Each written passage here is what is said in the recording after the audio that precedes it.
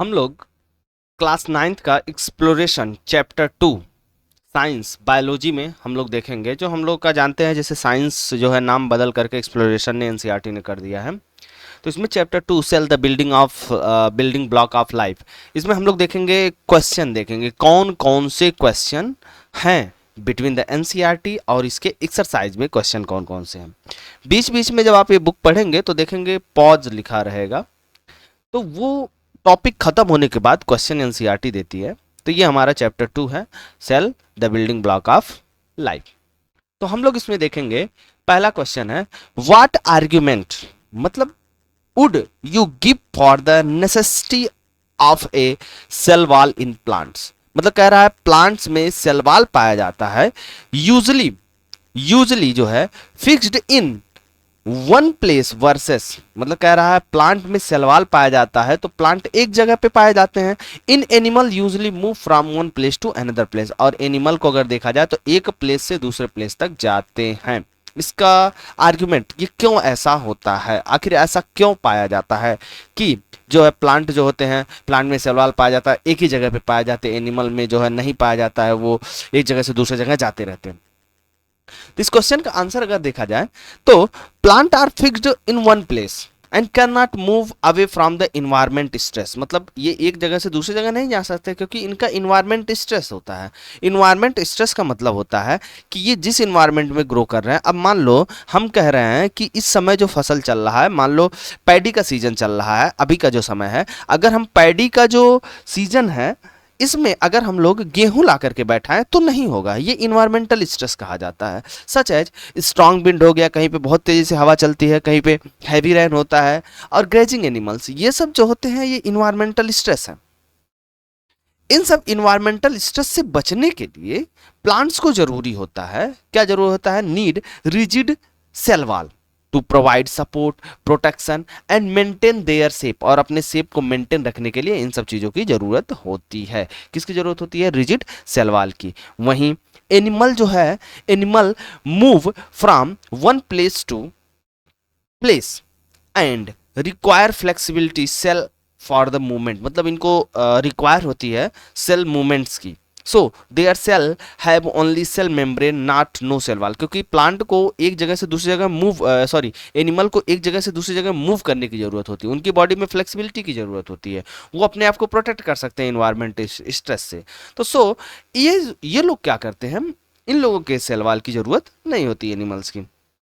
मतलब हम कह सकते हैं कि जो एनिमल्स होते हैं इनको एक जगह से दूसरी जगह जाने की आवश्यकता पड़ती है, इनके सेल में फ्लेक्सिबिलिटी होती है, सो ये एक जगह से दूसरी जगह जा सकते हैं क्योंकि इनके पास सेल वाल नहीं पाया जाता। ये अपने आप को इन्वायरमेंटल स्ट्रेस से बचा सकते हैं क्योंकि ये दूसरी जगह छिप जाएंगे, बाकी इसीलिए इनमें सेल वाल नहीं पाया जाता, कोई आवश्यकता ही नहीं होती। वहीं प्लांट में सेल वाल पाया जाता है, क्यों पाया जाता है, क्योंकि इनको provide support, protection, maintain their shape, अपने शेप को मेंटेन करने के लिए, और जैसे कि स्ट्रॉन्ग विंड हो गया, हैवी रेन हो गया, ग्रेजिंग एनिमल्स हो गए, इन सबसे बचाने के लिए इन लोगों को जरूरत होती है।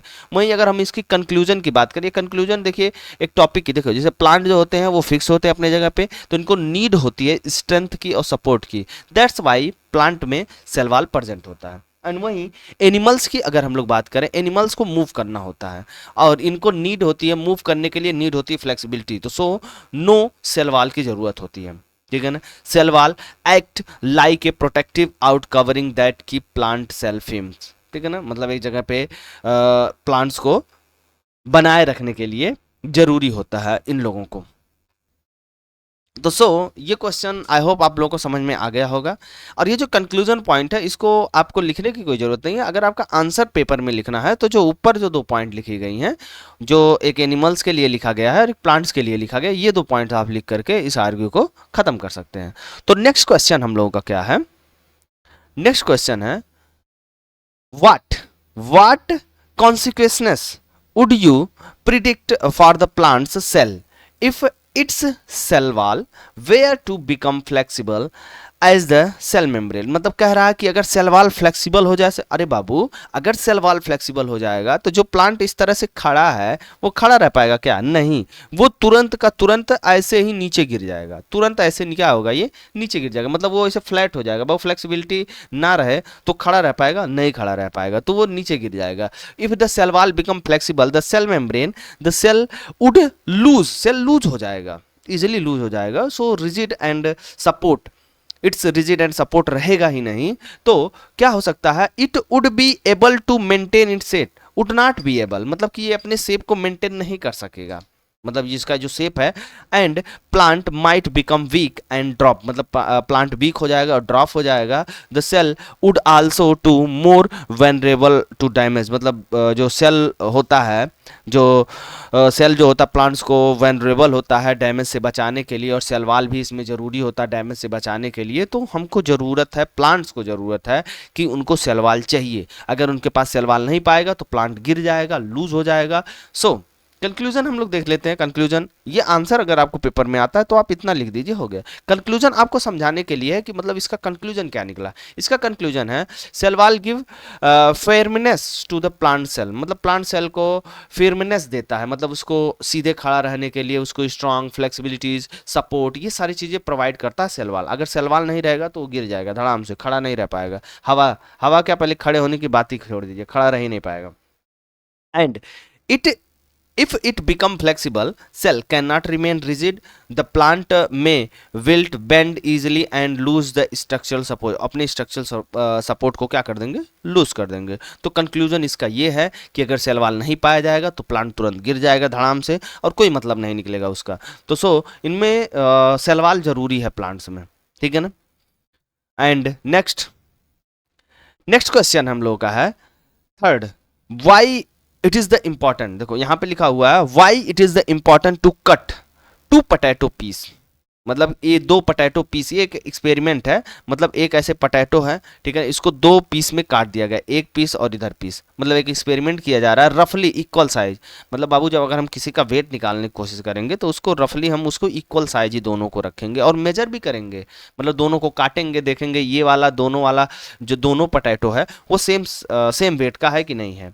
Their initial weight before the placing into different liquid, मतलब इन दोनों को अलग अलग लिक्विड में रखा जाएगा, ठीक है ना। मतलब हम ऐसे पोटैटो है, ठीक है ना, पोटैटो को हम बीच से काटेंगे, काटने के बाद एक पोटैटो को हम लोग एक अलग लिक्विड, मतलब एक ऐसे लिक्विड बनाएंगे, एक लिक्विड बनाएंगे, ये मान लीजिए ये लिक्विड है, इसमें ये वाला कटा हिस्सा इसमें रख दिए, ठीक है ना, और वहीं जो दूसरा हमारा लिक्विड होगा, दूसरा लिक्विड, इसको दूसरे वाले जो पोटैटो है इसको हम इसमें क्या करेंगे, प्लेस करेंगे। तो मतलब मेरे पास 2 डिफरेंट टाइप्स के लिक्विड देखने के लिए मिलेंगे, ठीक है ना, और उन दोनों को अलग अलग में रखना है। लेकिन ये ध्यान रखना है जो दोनों पीस हम रखेंगे, दोनों अगर मान लो ये मान लो अगर 2 ग्राम का है, ये अगर 2 ग्राम का है तो ये भी 2 ग्राम का होना चाहिए, मतलब दोनों पीसेस कितने चाहिए, 2-2 ग्राम के चाहिए। तो if the 2 potato piece would be roughly equal size and their initial weight should be measured to ensure the fair comparison, हमें कंपेरिजन फेयर करना है तो दोनों का वेट सेम होना चाहिए।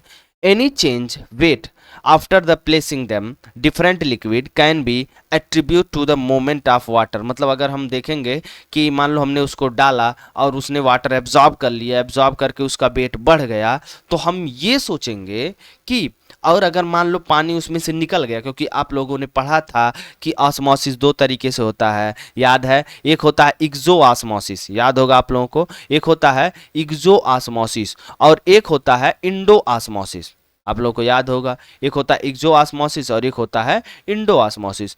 इक्जो ऑस्मोसिस, ठीक है ना, इंडो ऑस्मोसिस, इंडो ऑस्मोसिस में वाटर अंदर की तरफ आएगा, इक्जो ऑस्मोसिस में वाटर क्या होगा, पोटैटो से बाहर की तरफ जाएगा। अगर पानी अंदर आएगा तो वेट बढ़ जाएगा और पानी अगर बाहर जाएगा तो वेट क्या होगा, घट जाएगा।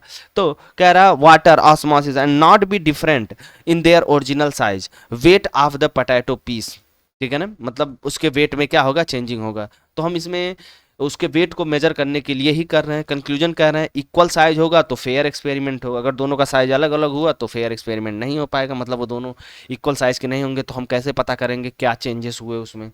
तो initial weight is starting point for the comparison, weight gain or weight loss, so अगर वेट गेन हुआ या वेट लॉस हुआ इससे पता चलेगा कि ये ऑस्मोसिस इसमें हो रहा है, वाटर का मूवमेंट हो रहा है, मतलब वाटर में वाटर जो है पोटैटो में जा रहा है। तो यही है weight gain or weight loss. So how much water enter or left, left मतलब निकला है, of the potato due to the osmosis. ये लास्ट वाला पॉइंट आप ध्यान रखिएगा, वेट गेन या weight loss, how much water enter or left the potato due to the osmosis. Osmosis की वजह से कितना मतलब उसमें पानी गया और कितना निकला, ये इसका मेन कंक्लूजन है। इसी चीज को हमने आंसर में लिखा हुआ है, ठीक है।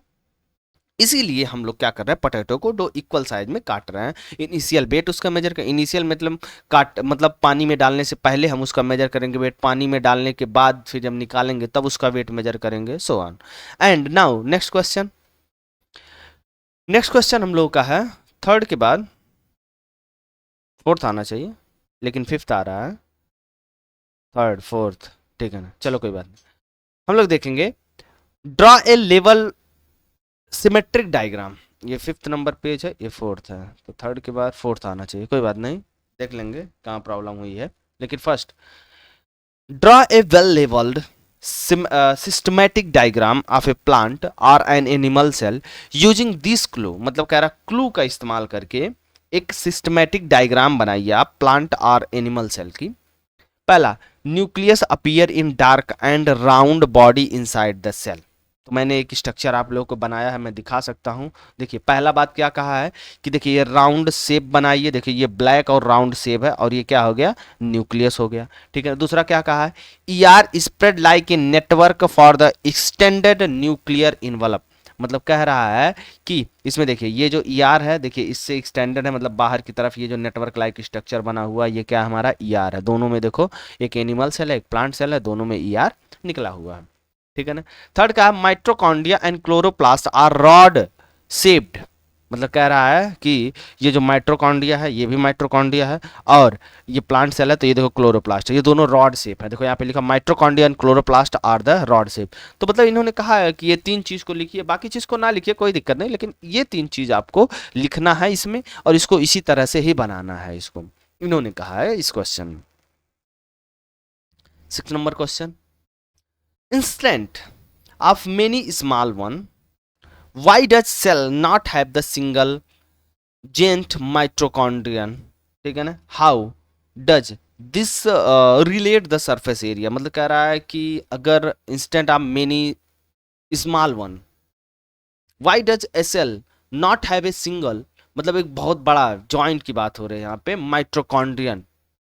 How does the rate of respiration surface, मतलब एक रिस्पायरेशन सरफेस रेट कैसा होगा अगर माइट्रोकॉन्ड्रिया का हम लोग बढ़ा दें सरफेस एरिया, ठीक है ना।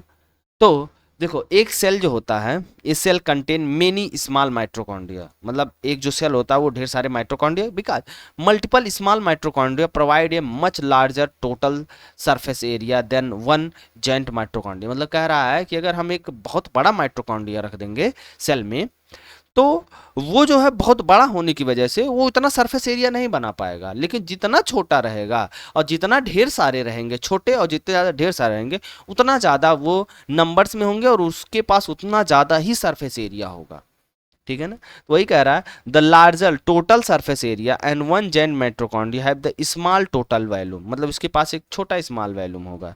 तो a large surface area allow more space for the cellular respiration and ATP production and small mitochondria can also distribute throughout the cell. मतलब ये स्मॉल माइट्रोकॉन्ड्रिया भी सेल में डिस्ट्रीब्यूट होगा। तो ensure that the energy is supply where needed, मतलब energy जहां पे supply होती है वहां पे पहुंचाया जाता है। तो कंक्लूजन क्या है, मोर सरफेस एरिया होगा मोर रिस्पायरेशन होगा, मोर रिस्पायरेशन होगा मोर एटीपी जनरेट होगा। Many mitochondria can relate all part of the plant, मतलब बहुत ज्यादा माइट्रोकॉन्ड्रिया रहेंगे छोटे रहेंगे तो सारे प्लांट के पार्ट तक पहुंच पाएंगे, ठीक है ना, सारे मतलब एनिमल या किसी भी पार्ट तक पहुंच पाएंगे। अगर जेंट माइट्रोकॉन्ड्रियन है वुड बी लेस इफिशियंट, मतलब ये जो बहुत बड़ा होगा तो ये एक ही जगह पे रहेगा, ये सारी जगह पे नहीं जा पाएगा और जहाँ पे एटीपी की जरूरत होगी वहाँ पे प्रोवाइड नहीं कर पाएगा, तो ये लेस एफिशिएंट होगा। कि इसका की आइडिया क्या है, एज साइज इंक्रीज, अगर साइज इंक्रीज हुआ तो वॉल्यूम इंक्रीज होगा faster than the surface area, surface area से तेज वॉल्यूम इंक्रीज होना स्टार्ट होगा। बात इस ध्यान को ध्यान दीजिएगा, सरफेस एरिया तो बढ़ेगा लेकिन सरफेस एरिया से ज्यादा वॉल्यूम बढ़ना स्टार्ट कर देगा। तो therefore many small mitochondria is more effective than the one large mitochondria, मतलब many mitochondria is more effective होगा than the one large mitochondria. ठीक है ना, इस बात पे आप लोग ध्यान रखिएगा। एंड देन नेक्स्ट क्वेश्चन जो हम लोगों का है 7th, if the skin cell, ध्यान दीजिएगा इसमें, if the skin cell start dividing by the मियो, देखो मियोसिस हो गया, देखो ध्यान समझिएगा, अगर माइटोसिस हुआ, माइटोसिस मियोसिस में जो तुम्हारा 2n होता है, ध्यान दीजिएगा, एक सेल के नॉर्मल सेल में 2n होता है, अगर मियोसिस होगा तो इसका क्रोमोसोम नंबर हाफ हो जाता है, मतलब जैसे स्पर्म सेल हो गया, एग सेल हो गया, ये सब बनने के लिए जो क्रोमोसोम नंबर होते हैं आधा हो जाते हैं। इंस्टेंट ऑफ माइटोसिस, देखो माइटोसिस अगर होगा तो 2n है तो 2n ही बनेगा, ध्यान दीजिएगा, अगर 2n है तो क्या बनाएगा, 2n ही बनाएगा अगर माइटोसिस हुआ तो मतलब अगर हमारे पास स्किन है तो स्किन ही तो बनाना है हमको, तो 2n है तो 2n ही बनाना है, लेकिन कह रहा नहीं अगर मियोसिस हो गया तो, अब मियोसिस पे क्या होगा, तो what do you think will happen to cut on the skin, अगर स्किन कट गई, अगर मियोसिस होगा तो क्या होगा, तो देखो ध्यान दें, a cut on the skin would not heal properly, skin जो कटा हुआ है वो सही से हिल नहीं होगा। Normally skin cell divide by the mitosis, normally cell जो है माइटोसिस डिवीजन करती हैं और प्रोड्यूस करती हैं individual diploid cell that replace damage cell, जो डैमेज सेल को क्या करती है, रिप्लेस करती है।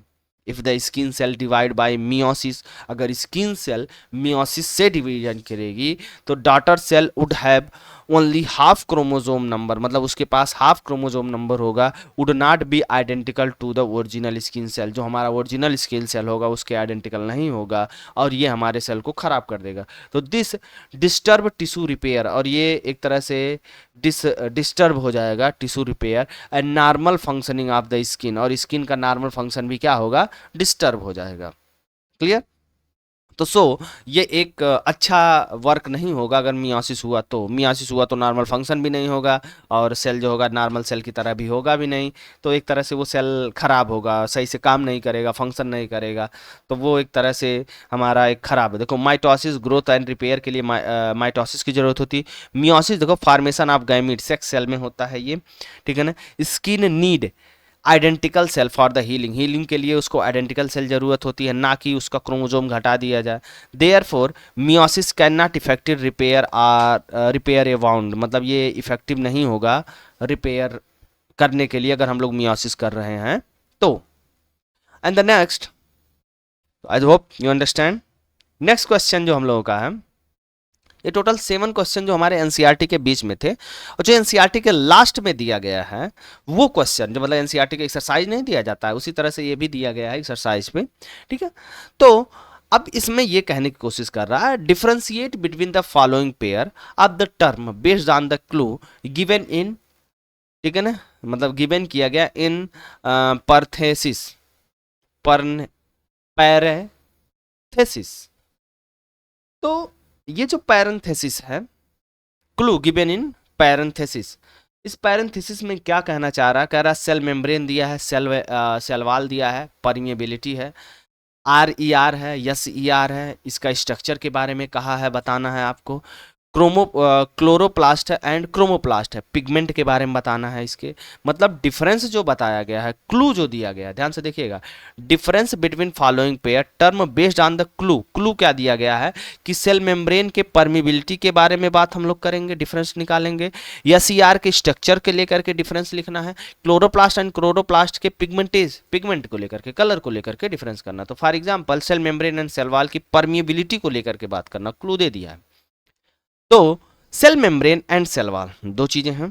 तो सेल मेम्ब्रेन परमिबिलिटी की बात अगर करें तो cell membrane selectively permeable only allow certain substance to pass, मतलब ये कुछ ही सबस्टेंस को अलाउ करता है आर पार जाने के लिए।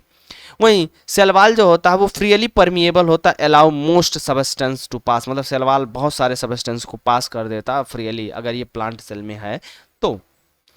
और दूसरी बात है सेल मेम्ब्रेन की अगर हम बात करें, present in all cell, cell membrane सारे सेल में पाया जाता है। वहीं सेल वॉल जो होता है ओनली प्लांट में पाया जाता है, फंगी में पाया जाता है और बैक्टीरिया में पाया जाता है। वहीं अगर सेल मेम्ब्रेन की बात की जाए तो सेल मेम्ब्रेन में जो तीसरा डिफरेंस है लिविंग स्ट्रक्चर ये होता है। सेल मेम्ब्रेन एक लिविंग स्ट्रक्चर है, वहीं सेल वॉल एक नॉन लिविंग स्ट्रक्चर है। तो हम लोग अगर देखें तो क्या हो सकता है non living structure in plant में अगर देखा जाए तो यही था। अब हम लोग का दूसरा क्लू है S E R and R E R, जैसे कि यहाँ आर ई आर और S E R. R E R का मतलब होता है स्मूथ इंडोप्लाज्मिक रेटिकुलम एंड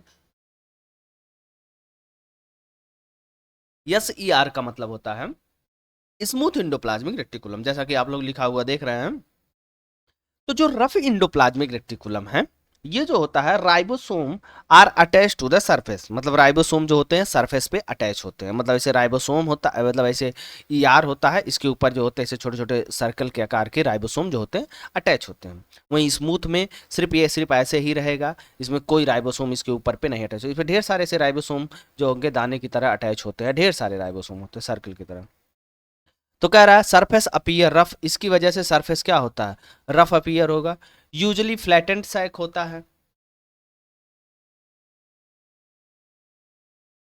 वहीं अगर हम यस ई आर की बात करें, इसमें राइबोसोम एब्सेंट होगा, सरफेस होगा अपीयर स्मूथ होगा, यूजुअली ट्यूबुलर नेटवर्क होता है, इसमें ट्यूब लाइक होता है, इसमें फ्लैटेंड सैक होता है। फ्लैटेंड सैक का मतलब इस तरह से देखने के लिए मिल सकता है, ठीक है ना।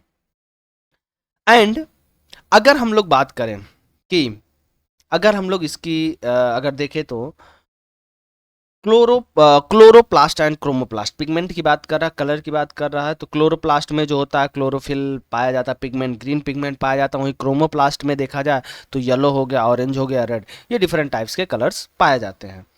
क्लोरोप्लास्ट जो होता है परफॉर्म फोटोसिंथेसिस, फोटोसिंथेसिस परफॉर्म करता है, ये give colour for the fruit हो गया, फ्लावर्स के, इन सब के कलर प्रोवाइड करवाता है, मतलब कलर ये देता है क्रोमोप्लास्ट। वहीं क्लोरोप्लास्ट जो होता है ग्रीन इन कलर होता है, वहीं क्रोमोप्लास्ट जो होता है yellow, orange, red in colour में देखने के लिए मिल सकता है।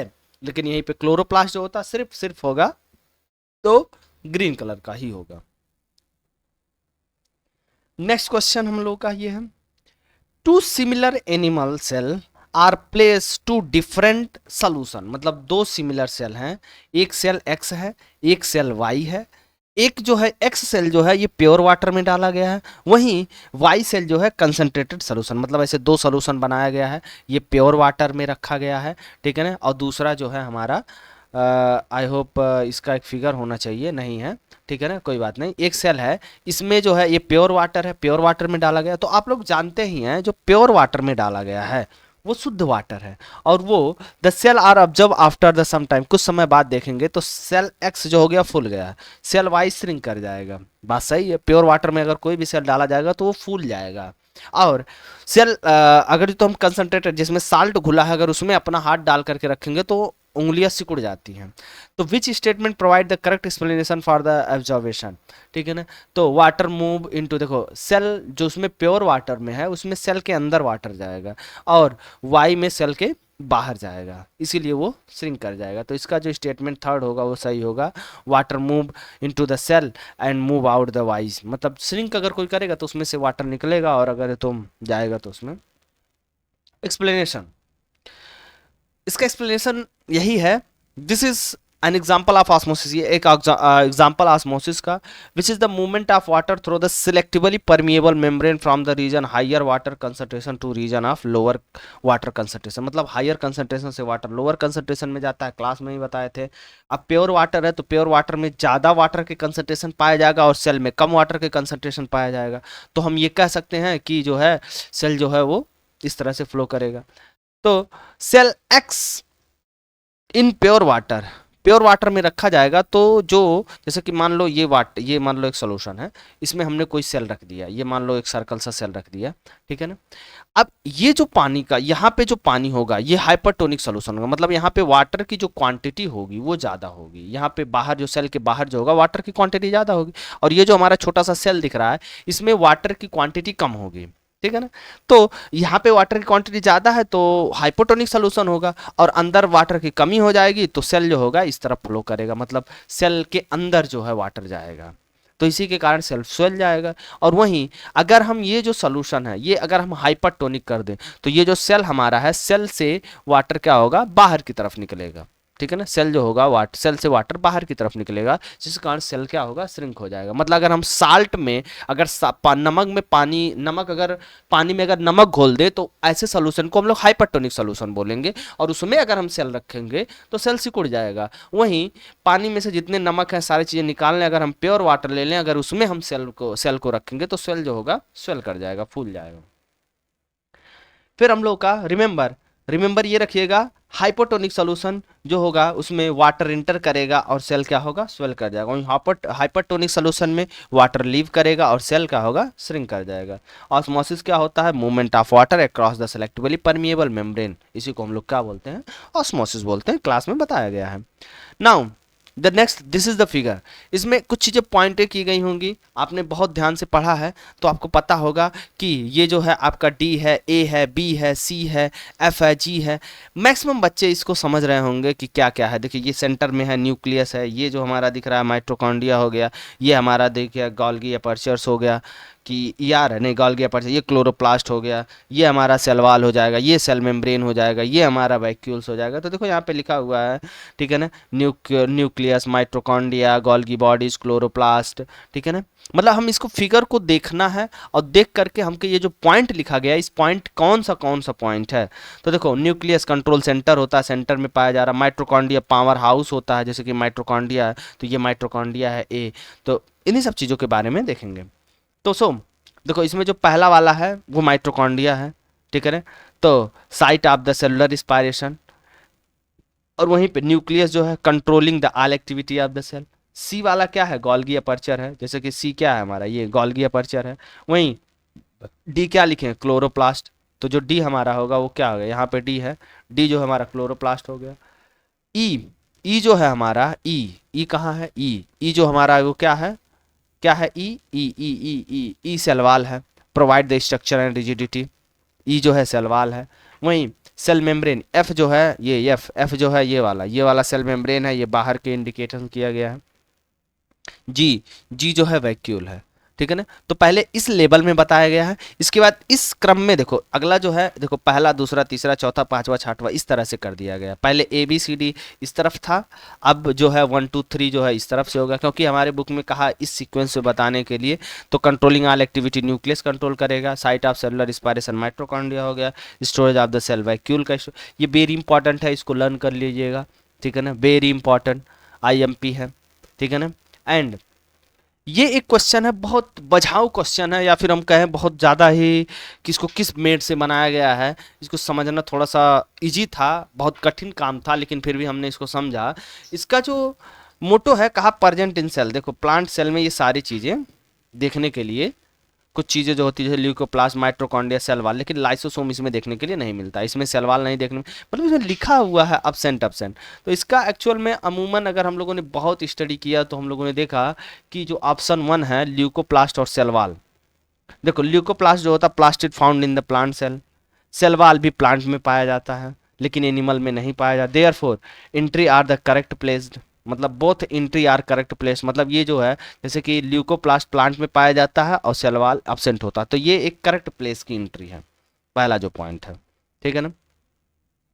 अब जो दूसरी पॉइंट इसमें की गई है, जैसे माइटोकॉन्ड्रिया और राइबोसोम, माइटोकॉन्ड्रिया और राइबोसोम, जैसे कि यहाँ पे माइटोकॉन्ड्रिया तो दोनों में पाया जाता है, एब्सेंट इन एनिमल सेल नहीं, एनिमल सेल में प्रेजेंट होता, मतलब राइबोसोम। तो अब यहाँ पे गोल्गी अपर्चर तो कह रहा एब्सेंट इन एनिमल सेल नहीं, प्रेजेंट होता है एनिमल सेल में। यहीं पे एंडोप्लाज्मिक रेटिकुलम एब्सेंट होता नहीं, प्रेजेंट होता है। तो ये तीनों एनिमल सेल में प्रेजेंट होते हैं लेकिन फिर भी कह रहा एब्सेंट है, तो ये तीनों एंट्री गलत हो गई। तो हमारा इसका ऑप्शन कैसा सही होगा, पहला, ठीक है ना, पहला ऑप्शन हम लोग का सही होगा, ठीक है ना। तो ये जो हमारा ऑप्शन था एक तरह से हम ऐसे भी कह सकते हैं, और इसके बारे में और कुछ है नहीं खास। ये जो है हमारा एक एक्सप्लेनेशन था कि ये इसलिए नहीं होता, इसमें नहीं होता है, नॉट एब्सेंट, नॉट सब्सेंट, तो इसी तरह से, लेकिन हम अब पहला मान लेंगे, हमारा एक्सप्लेनेशन फर्स्ट ही हो गया। अगर दो स्टूडेंट है Renu Rohit, they are having the discussion on the plastid, plastid पे ये डिस्कशन कर रहे हैं। किस पे डिस्कशन कर रहे हैं? प्लास्टिड। अब आप जानते हैं प्लास्टिड प्लांट में ही पाया जाता है।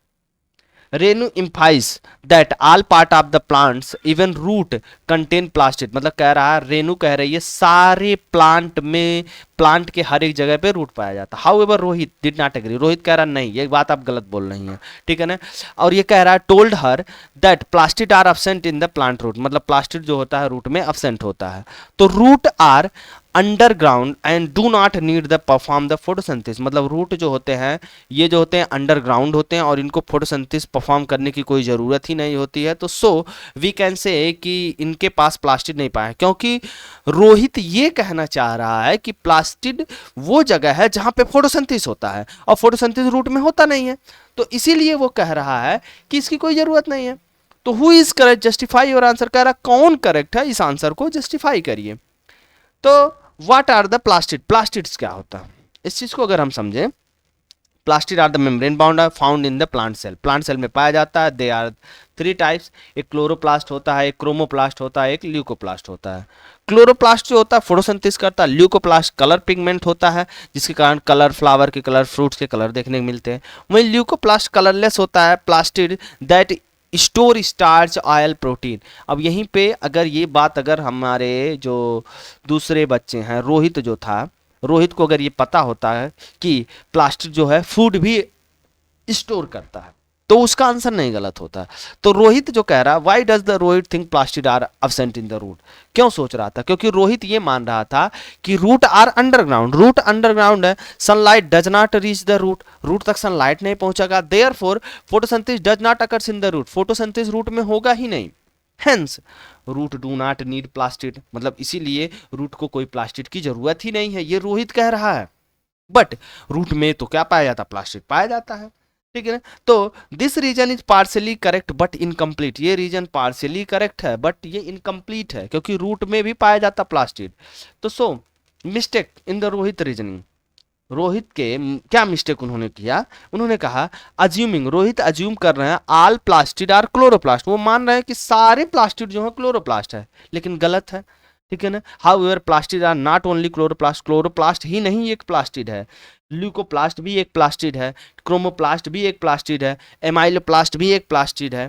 ये सब जो होते हैं रूट में पाए जाते हैं। देखो root generally contain leucoplast, especially amyloplast which store starch, for example कर लें पोटैटो, जो ट्यूबर होता है potato, potato tuber store starch in the leucoplast, मतलब जो पोटैटो होता है वो स्टार्च को स्टोर करता है, ठीक है ना, in the form of leucoplast. वहीं अगर हम लोग रूट सेल की बात करें, many plants contain leucoplast food storage करने के लिए।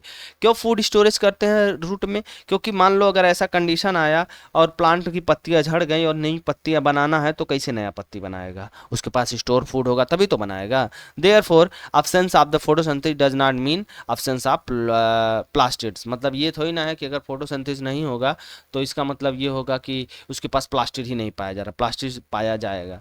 तो करेक्ट कंक्लूजन क्या है? root usually do not contain chloroplast because they do not perform the photosynthesis, but however root do contain leucoplast which are the type of the plastid, leucoplast पाया जाता है एक type of plastid, therefore plastid are present in the root, those through they are usually not chloroplast, मतलब ये एक तरह के chloroplast नहीं है, ये प्लास्टिड है, ठीक है ना।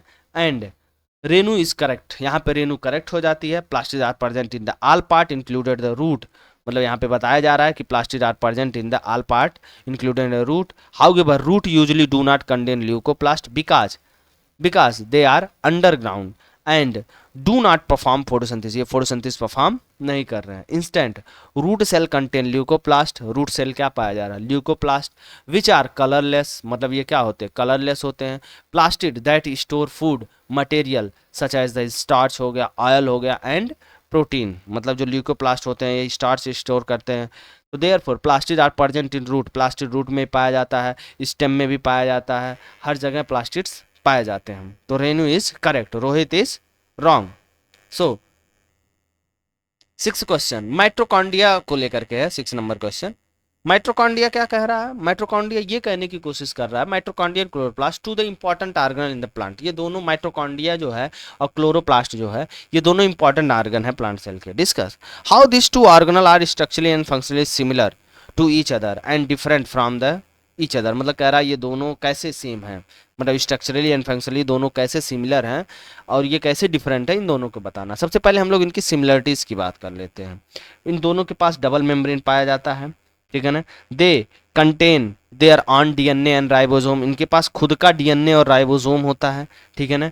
Both are involve energy transformation, दोनों ही एनर्जी प्रोड्यूस करते हैं, जैसे कि क्लोरोप्लास्ट फूड एनर्जी लेता है और फूड बनाता है, वहीं माइटोकॉन्ड्रिया क्या करता है, एनर्जी देता है, ठीक है ना। Both are the replicate independently inside the cell, ये दोनों ही सेल से अलग रिप्लिकेट करते हैं, मतलब सेल के अंदर ही रहते हैं लेकिन ये सेल से क्या करते हैं, अलग तरह से रिप्लिकेट करते हैं।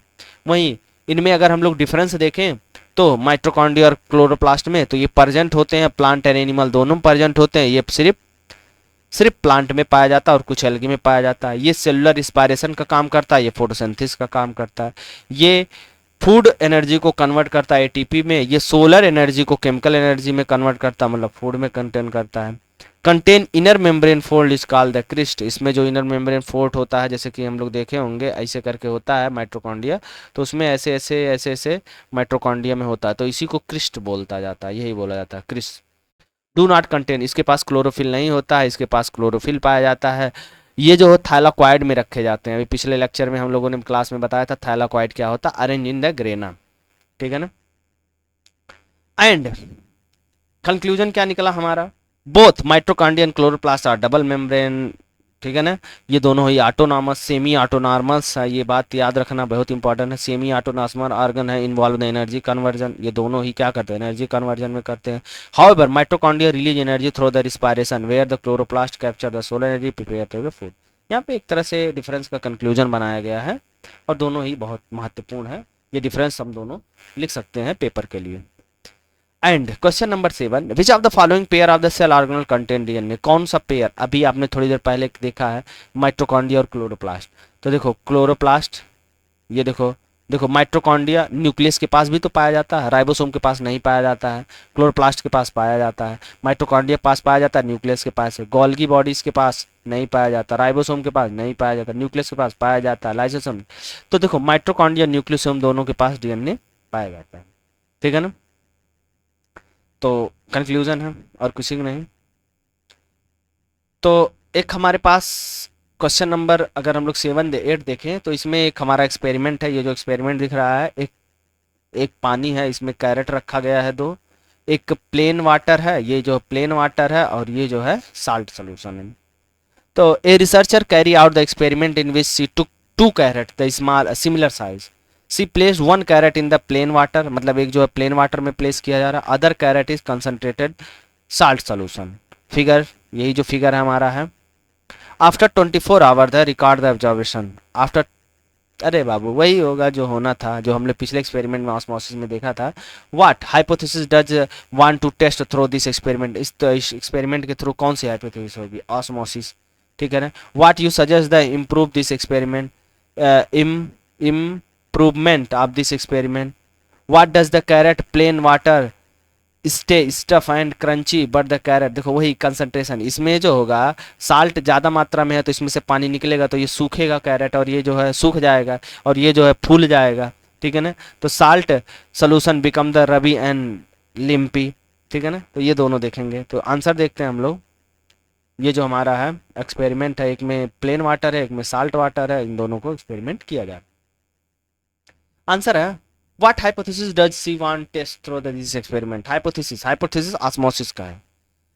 प्लांट सेल, इसमें बताया जा रहा है plant cell gain water and become rigid to dilute solution, plain water में डाइल्यूट में वाटर एब्जॉर्ब होगा अंदर आएगा, इंडो ऑस्मोसिस होगा, while they lose water and become the flaccid in the concentrated, मतलब ये ऑस्मोसिस की थियरी है कि अगर हम लोग प्लेन वाटर में रखेंगे तो वाटर गेन होगा और वहीं अगर हम लोग साल्ट वाटर में रखेंगे तो सेल के अंदर, अगर साल्ट वाटर में रखेंगे तो सेल से पानी बाहर निकलेगा। What would you suggest to improve this experiment. देखो इसको क्या किया जाए, इसको सजेस्ट ऐसे किया जाए, इनिशियल मेजर, अभी पहले इससे पहले पढ़े थे, इनिशियल और फाइनल मास मेजर किया जाए इसका। Use carrot equal size and equal weight, मतलब दोनों कैरेट का इक्वल साइज, जैसे पोटैटो को आप काट करके दो इक्वल साइज कर रहे थे ना, वही इसमें improvement, equal size. Keep all other condition, temperature भी सेम रखिए, टाइम भी दोनों का सेम रखिए, वॉल्यूम ऑफ सोल्यूशन सेम रखिए, सेम टाइम पे repeat experiment several time and more reliable result, और मतलब इसको कई बार एक्सपेरिमेंट करिए और इसका reliable. What does the carrot, मतलब कि कह रहा है why does the carrot are plain stuff and crunchy but the carrot is the concentrate solution become the rubbery and limp. Answer, the plain water enter in the carrot cell by the osmosis, osmosis के द्वारा water entry कर रहा है किसमें, cell में। The cell become turgid, मतलब cell कैसा हो जा रहा है, टर्जिट हो जा रहा है, मतलब स्वेल हो जा रहा है। टर्जिट का मतलब क्या होगा, swell with the water, making the carrot stuff and crunchy, जो कैरेट को स्टफ एंड क्रंची बता रहा है। In the concentrate solution water move out, मतलब सेल से बाहर निकल रहा है कैरेट सेल बाय ऑस्मोसिस, तो the cell lose water become flaccid, मतलब सिकुड़ जा रहा है, तो the causing the carrot become rubbery and the limp, मतलब जो है रबी बन जा रहा है और क्या बन जा रहा है, लिम। ठीक है ना। एंड आंसर जो हम इस तरह से इसको लिख सकते हैं, क्या लिख सकते हैं आंसर 3 नंबर का, the experiment test the hypothesis the water move through the cell membrane the by process by the osmosis and effect of the firmness of the plants. दूसरा क्या हो रहा है, दूसरे क्वेश्चन का, the experiment can be improve by the using carrot equal weight equal size, ये initial mass, keep other condition constant रखिए, सारे मतलब कंडीशन टेम्परेचर भी सेम रखिए, सारा चीज़ सेम रखिए। तीसरा, इन प्लेन वाटर में carrot cell gain the water by the osmosis become the turgid making the carrot stuff and crunchy, in concentrate salt solution carrot cell lose water by the osmosis become flaccid making the carrot rubbery and the limps. तो ये होगा, ये 3 number का question हम लोग के paper में आ सकता है और ये पूछेगा भी, इस बात पे आप लोग ध्यान दीजिएगा। एंड नाउ क्वेश्चन है, इसमें हम लोग इंडिकेट द परजेंस और absence of the following structure bacteria and animal cell. अरे वही बैक्टीरिया और एनिमल सेल के लिए है, chromosome, nucleus, mitochondria, Golgi complex, chloroplast की बात हो रही है। तो जैसा कि हम लोग जानते हैं सिर्फ क्रोमोसोम ही बैक्टीरिया में पाया जाएगा, बाकी सारे न्यूक्लियस नहीं पाया जाता, माइटोकॉन्ड्रिया नहीं पाया जाता, गोल्गी बड़े सब ये सब क्या होंगे, एब्सेंट होंगे। वहीं एनिमल सेल में सब क्या होंगे, प्रेजेंट होंगे। एग्जाम के बेसिस पे हम लोग यही कह सकते हैं कि bacteria cell have the chromosome but like the true nucleus membrane bound organelles such as the mitochondria and Golgi complex. Animal cell possess nucleus, mitochondria, Golgi complex and chromosome. और वहीं पे chromoplast are the plastid found in some plant cell are absent in both bacteria and animal. Animal और bacteria दोनों में ही क्या होते हैं, ये absent होते हैं। ठीक है ना। जैसे कि बैक्टीरिया एंड एनिमल में क्रोमोप्लास्ट जो होते हैं एब्सेंट होते हैं, तो ये जो क्रोमोप्लास्ट है ये बैक्टीरिया में भी नहीं पाया जाता है, एनिमल में भी नहीं पाया जाता है। ठीक है ना, ये बात पे ध्यान रखिएगा क्योंकि ये जो है प्लांट सेल में पाया जाता है। क्वेश्चन नंबर 10, टोटल 15 क्वेश्चन है, क्वेश्चन नंबर 10 है, इसके बाद 5 क्वेश्चन और है। क्वेश्चन कह रहा है कि कैरी आउट द एक्सपेरिमेंट, एक एक्सपेरिमेंट कैरी करिए। टेक 4 पील्ड मतलब छिला हुआ आलू लीजिए, हाफ कट करिए, scope each other one out the make potato cup, एक कप बनाइए, मतलब पोटैटो को लीजिए, जैसे कि पोटैटो है, पोटैटो को इस तरह से बना लीजिए, मतलब इसके अंदर से जो भी मांस है उसको निकाल करके ऐसे कप बना लीजिए। आप लोगों को मैंने समर वेकेशन होमवर्क में इसको दिया था। अब इसको क्या करिए, 1 of potato cup should be made of the boiled potato, मतलब एक कप बॉइल्ड, मतलब बॉइल्ड पोटैटो से बनाना है। Place two the potato cup in beaker containing water, मतलब उसमें रख देना है water. Now set up the experiment as the follow, इसको बनाना कैसे, कीप कप ए इम्पटी, एक कप खाली रखिए। Add 1 teaspoon sugar in cup B, और कप बी में एक शुगर स्पून, एक चम्मच डाल दीजिए। एंड एक को खाली रखना है, लेकिन बी वाले में एक टी स्पून शुगर डाल देना है। Add 1 tablespoon salt in cup C, मतलब एक कप और बनाना है, सी कप उसमें डाल देना है। और add 1 T sugar in the boiled potato in cup D, एक कप डी बनाइए, उसमें आप क्या डाल दीजिए, एक tea spoon sugar in the boiled potato in cup D, मतलब आपकी बॉइल्ड पोटैटो लेना है। ये दोनों बॉइल्ड नहीं रहेंगे, मतलब आप दो बॉय मतलब कीप ए इम्पटी रखिए, ये बी रखिए। ठीक है ना, दो तरह से रखिए। ऑब्जर्व द 4 पोटैटो, मतलब 1 2 3 4 पोटैटो है। List 2 hours and answer the following question. Experiment. Why water gather in the hollow potato of the cup B and C? देखो कप B है एंड कप C है। क्यों कह रहा है इसमें पानी क्यों भर गया, कप बी और कप सी में क्यों भारी भर गया? भाई इसमें शुगर है, इसमें साल्ट है, तो शुगर और साल्ट रहेगा तो उसमें कंसंट्रेशन अंदर ज़्यादा हो जाएगा, तो इसीलिए पानी एब्जॉर्ब होकर के अंदर चला आएगा। Why A cup is necessary of this experiment? Why is a cup A necessary for this? ये कप ए जो हमारा एक नॉर्मल साइज को रिप्रेजेंट करेगा कि नॉर्मली इसमें कुछ हो नहीं रहा है या थोड़ा बहुत पानी एब्जॉर्ब होगा, तो ये नॉर्मल एक्सपेरिमेंट के लिए। Explain why the water loss not gather in the hollow portion cup A and D? A और डी में क्यों जो है पानी ना अंदर आया, गैदर नहीं हुआ और ना ही बाहर गया, ऐसा क्यों? ठीक है ना, तो हम देखेंगे वन बाय वन। देखो explain why gather the hollow cup B and C. देखो water gather in the hollow portion of cup B and cup C because sugar and salt create an concentration solution inside the potato cup। Potato cup में एक concentration solution बन गया, तो water move from the beaker, beaker से water move करने लगे higher concentration into the potato cup, lower water concentration, मतलब higher concentration से लोअर कंसंट्रेशन जाने लगेंगे through the living potato cell by the osmosis. देखो यहाँ पे भी ऑस्मोसिस हो गया। As result water accumulate in the hollow portion, मतलब कि ये जो हमारा पोटैटो का हॉलो पोर्शन था अंदर, अंदर क्या भर गया? वाटर भर जाएगा। अंदर क्या भर जाएगा? वाटर भर जाएगा। यहाँ पे अंदर क्या भर जाएगा? Water.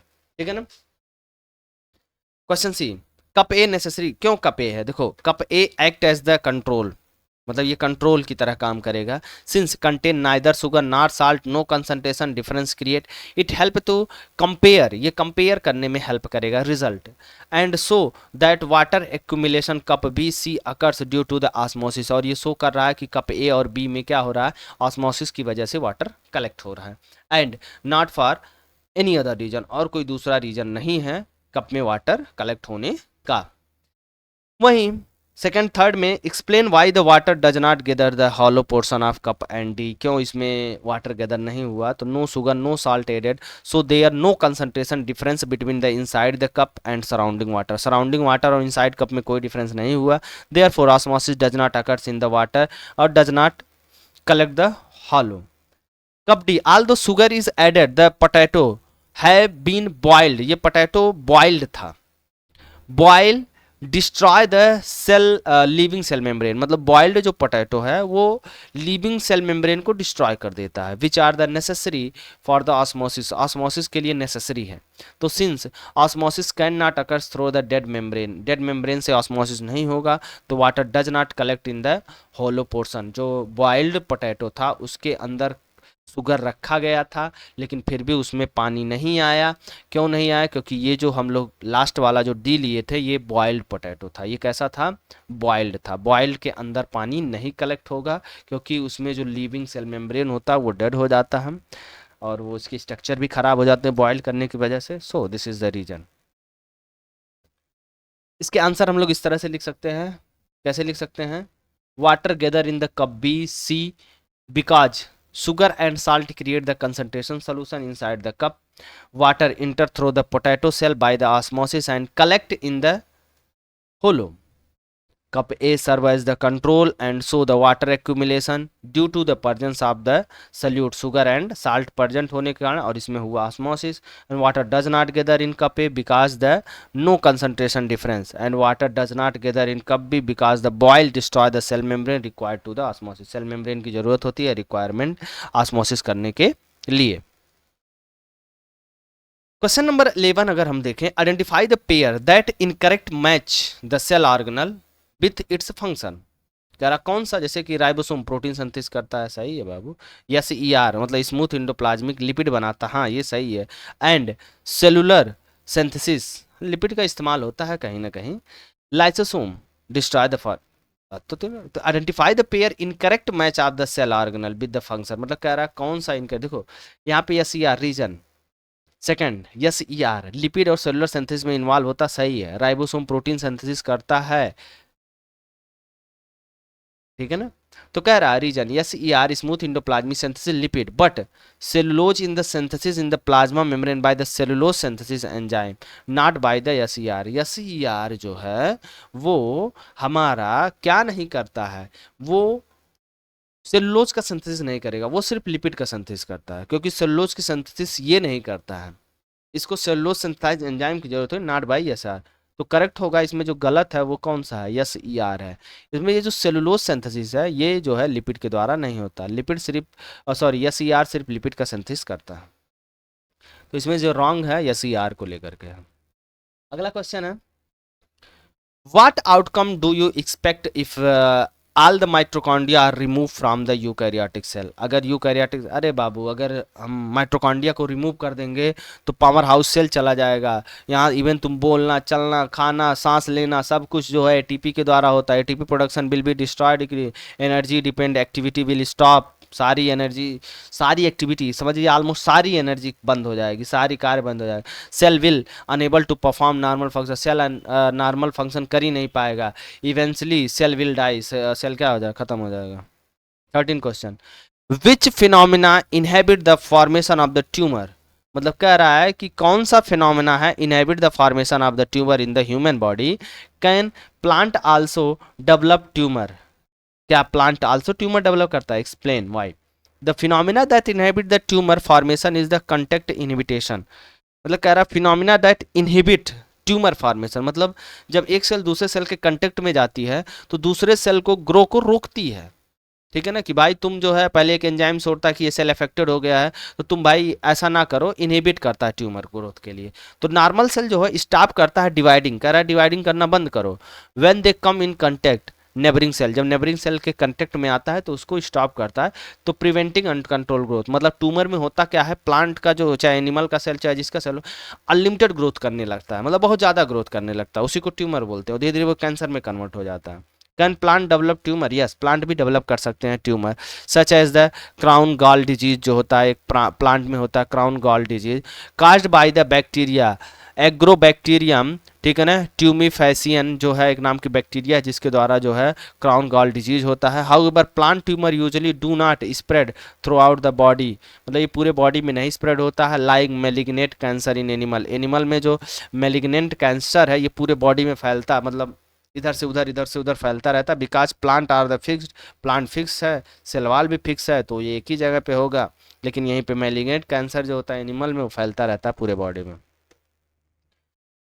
What organelle help the synthesis of the cell membrane? कौन सा ऑर्गन जो है वो सेल मेम्ब्रेन के सिंथेसिस में इन्वॉल्व होता है? So the path of the this compound, देखो cell membrane made the protein and lipid, ribosome जो होता है वो सिंथेसाइज करता है प्रोटीन का, यसीआर लिपिड बनाता है। ये दोनों ही मिल करके गोल्गी बॉडीज को ट्रांसपोर्ट करते हैं और गोल्गी बॉडीज पैक करता है, then carry to the vessels to the cell membrane, और सेल मेम्ब्रेन को दे देता है। तो हम देखो, ये देखो राइबोसोम ने प्रोटीन बनाया और यही देखो यसीआर ने लिपिड बनाया, ये दोनों गोल्गी बॉडीज को दे दिए, गोल्गी बॉडीज ने वेसिकल्स के फॉर्म में दिया और वेसिकल्स ले जा करके सेल मेम्ब्रेन का क्या कर दीजिए, फॉर्मेशन कर दिए। तो this is a process where the cell membrane is formed and how the cell membrane is formed. 15, the last question, what would happen if the gamete are formed by the mitotic division? क्या घटना घटेगा अगर gamete को हम लोग mitotic division करेंगे? बाबू कुछ नहीं होगा, कहानी बदल जाएगी, सारा हिस्ट्री बदल जाएगा, पूरी बायोलॉजी की जियोग्राफी बदल जाएगी। If the gamete were form by the mitosis, अगर गैमीट माइटोसिस से फॉर्मेशन होने लगेंगे, they contain the same chromosome number, मतलब उसमें डिप्लॉयड क्रोमोजोम नंबर। देखो जो एक पेरेंट्स होता है उसमें 2n पाया जाता है और सन में भी क्या पाया जाता है, 2n ही पाया जाता है, तो उसके सेम स्ट्रक्चर सेम फंक्शन देखने के मिलते हैं। लेकिन instead of the half chromosome number 2n, मतलब जब मियोसिस होता है, जब माइटोसिस होता है तो डिप्लॉयड बनता है, और अगर मियोसिस होता है तो हैप्लॉयड सेल बनता है, जैसा कि हम पहले ही बता चुके हैं। अगर माइटोसिस होगा गैमीट बनेगा तो उसमें 2n ही होगा। अब जब दो गैमीट, मतलब मान लो स्पर्म में भी 2n है और एग में भी 2n है, तो दो 2n मिलेंगे तो कितना हो जाएगा, 4n। बाबू पॉलीपोलाइडी का कंडीशन बन जाएगा, जिसमें जो है पता नहीं तुम्हारे हाथ में कब सींग निकल जाएगा और हाथ सींग से कब हाथ निकल जाएगा तुमको खुद नहीं पता चलेगा। तो fertilisation would produce offspring double number normal chromosome, double normal chromosome हो जाएगा बाबू, जो कि बहुत ज़्यादा डिजीज, बहुत मतलब सर्वाइव भी नहीं कर पाएगा। The chromosome number would keep doubling in the each generation. बाबू एक क्रोमोसोम अगर गड़बड़ हो जाता है तो उसके कारण इतने रोग हो जाते हैं कि आप पता नहीं कर पाएंगे। This would disturb the normal inheritance causing the genetic imbalance, मतलब बाबू वो बनेगा ही नहीं, खत्म हो गया, कहानी मर गया, समस्या खत्म है उसकी, कोई बतिया नहीं कर पाएगा, ठीक है ना, सेल ही नहीं नॉर्मली डेवलप कर पाएगा। Therefore gamete must be form by the meiosis to maintain the constant chromosome number of species, मतलब कि जो मियोसिस जब नहीं होगा तो कांस्टेंट नंबर ऑफ क्रोमोसोम नहीं बनेगा, मतलब कांस्टेंट मतलब यन होना चाहिए, यन यन मिल करके क्या होता है 2n, मतलब पेरेंट्स और फीमेल में भी 2n होता है, मेल में भी 2n होता है। जब 2n दोनों ही 2n का मियोसिस होकर स्पर्म बनता है तो दोनों स्पर्म और एग आपस में मिलते हैं तो बनता है फिर से 2n, तो मतलब बच्चों में भी 2n, पापा में भी 2n, तो सब में, फिर बच्चे के भी बच्चे अगर होंगे तो उसके भी 2n होंगे क्योंकि वो भी हैप्लॉइड बनाएंगे। तो इस तरह से ये जो है आगे बढ़ता रहता है। एक क्वेश्चन और है, लास्ट क्वेश्चन हम लोगों का है। ए फार्मर, एक फार्मर है, ये पूरी स्टोरी है, हार्वेस्ट किया है, सारी चीजें किया है, इसके बाद इस पैसेज के बेस पे क्वेश्चन दे दिया गया। ये क्वेश्चन 100% याद रखिएगा, एग्जाम में आने वाला है, ठीक है ना। Which scientific concept has the farmer apply to the prevent the farmer produce, मतलब फार्मर प्रोड्यूस को किस तरह से, how does the addition high concentration salt and sugar create the environmental prevent the growth and suggest the healthy recipe to this kind of the food preservation, food preservation करने के लिए healthy जो है समस्या। What are the scientific value, what are the scientific value address in this case, ठीक है ना। And तो पहला जो क्वेश्चन है, which the scientific concept has the farmer apply to preservation of the farmer produce, मतलब फार्म प्रोड्यूस को कैसे हम लोग प्रिजर्व किया जा सकता है। The farm has apply to the principle of osmosis, ये प्रिंसिपल ऑफ ऑस्मोसिस का इस्तेमाल करता है। Food preserve by the high concentration of the salt and sugar, मतलब जो फार्म में जो फूड होता है उसको हम लोग चाहे तेल में डाल देते हैं, चाहे हाई कंसंट्रेशन शुगर कंटेंट में डाल देंगे, मतलब बहुत ज़्यादा शुगरी बना करके उसमें डाल देंगे, इन सारे कंसंट्रेशन में हम लोग डाल देंगे। तो हाई कंसंट्रेशन, देखो high concentration of sugar draw the water out the microbial cell, मतलब माइक्रोबियल सेल से अगर हाई कंसंट्रेशन रहेगा तो उससे वाटर निकल जाएगा, तो वो जो होगा बैक्टीरिया डेड हो जाएगा। As a result fungi and bacteria become dehydrated, मतलब बैक्टीरिया के अंदर से पानी निकल जाएगा तो बैक्टीरिया डिहाइड्रेटेड हो जाएगा। Can not grow, bacteria grow ही नहीं कर पाएगा। Therefore the preserving the food, अब फूड क्या हो जाएगा प्रिजर्व, इसीलिए अचार खटाई जो भी चीज़ होती है सब तेल में रखा जाता है जिससे उसमें बैक्टीरिया ना ग्रो कर पाए। How does the addition of the high concentration of the salt sugar create the environment that prevent the growth of the spoiling cause the bacteria and fungi? इसका आंसर क्या हो सकता है कि when the large amount of the salt and sugar are added they create hypertonic solution, मतलब पानी के अंदर जो होगा एक जो है हाइपर कंडीशन क्रिएट हो जाएगा। कौन सा कंडीशन क्रिएट हो जाएगा, हाइपर कंडीशन क्रिएट हो जाएगा, ठीक है ना। Hypertonic environment around the microbial, microorganism. When large amount of the salt and sugar are added, they create a hypertonic environment around the microorganism, मतलब माइक्रो ऑर्गेनिज्म के around बहुत ज़्यादा हाइपरटोनिक कंडीशन क्रिएट हो जाएगा। और ये कंडीशन जो होगा कोई भी बैक्टीरिया आएगा तो उसमें से ऑस्मोसिस कर देगा, मतलब water move out the bacteria and fungal cell by the osmosis, चाहे फंगल हुआ चाहे बैक्टीरिया होगा उसमें से जो वाटर होगा बाहर निकल जाएगा। एंड वहीं micro organism loss water become the dehydrate, उसका प्लाज्मा लाइसिस हो जाएगा, मतलब उसके प्लाज्मा सिकुड़ जाएंगे तो वो ग्रो नहीं कर पाएगा। तो देयर मेटाबॉलिक एक्टिविटी स्टॉप, मतलब बैक्टीरिया फंजाई का मेटाबॉलिक क्या हो जाएगा, स्टॉप हो जाएगा। And they can not grow and reproduce, मतलब ये ग्रो नहीं कर पाएंगे ना ही रिप्रोड्यूस कर पाएंगे। Food spoil is the prevent, और फूड खराब होने से बच जाएगा। And self life of the product increase, और उसकी प्रोडक्ट की इंक्रीज की टर्म क्या होता है, प्लाज्मोलाइसिस क्या होता है, shrinking of the cell due to the loss of water, hypotonic solution में डालने से लॉस ऑफ वाटर होता है। Suggest the healthy recipe of this kind of the food, मतलब कोई एक हेल्दी रेसिपी, जैसे कि देखो आंवला का मुरब्बा, आंवला का मुरब्बा, इसमें क्या करिए फ्रेश आंवला लीजिए, ठीक है ना, उसको काटिए, फिर इंस्टेंट द रिफाइंड शुगर लीजिए, ठीक है ना, और उसको वाटर में मिक्स करके उसको मिला करके रख दीजिए। Method wash and boil the amla soft, prepare the jelly of the syrup, prepare करिए आंवला बनाइए, उसको कुक करिए सम टाइम एंड स्टोर करिए, क्लीन करिए, जार लीजिए उसमें क्लीन करके उसको रख दीजिए। ये है this preserve the fruit while the retaining the nutrients value specially vitamin C, इसमें जो आंवला होगा, आंवला का मुरब्बे में हमसे क्या मिलेगा, विटामिन सी, जो हमारी स्किन के लिए ठीक होता है। वही क्वेश्चन नंबर 4 कह रहा what the scientific value address in this case, इस केस में साइंटिफिक वैल्यू क्या है। पहला, application of the scientific knowledge, इससे साइंटिफिक नॉलेज बढ़ेगा। फूड कैसे हम लंबे समय तक प्रिजर्व कर सकते हैं। Preservation of the food wastage and efficient use the resource. Sustainable agriculture and agro process. Promotion of the food security. Economic empowerment of the farmer. Value addition of the agriculture product. Entrepreneurship and innovation, एक idea मिलेगा हमको। Environmental friendly utilize the surplus produce. इसके ये जो process होंगे, तो हमारा पहला क्वेश्चन होगा farmer apply the principle of osmosis and food preserve using the high concentration of the salt and sugar. चाहे हाई कंसंट्रेशन शुगर घोल दो, चाहे साल्ट घोल दो, उसमें रख दो, वो प्रिजर्व हो जाएगा। High concentration salt sugar create the hypertonic medium. कैसा मीडियम क्रिएट करेंगे? हाइपरटोनिक मीडियम क्रिएट करेंगे। और water move out the microbial cell by the osmosis causing the plasmolysis and preventing their growth.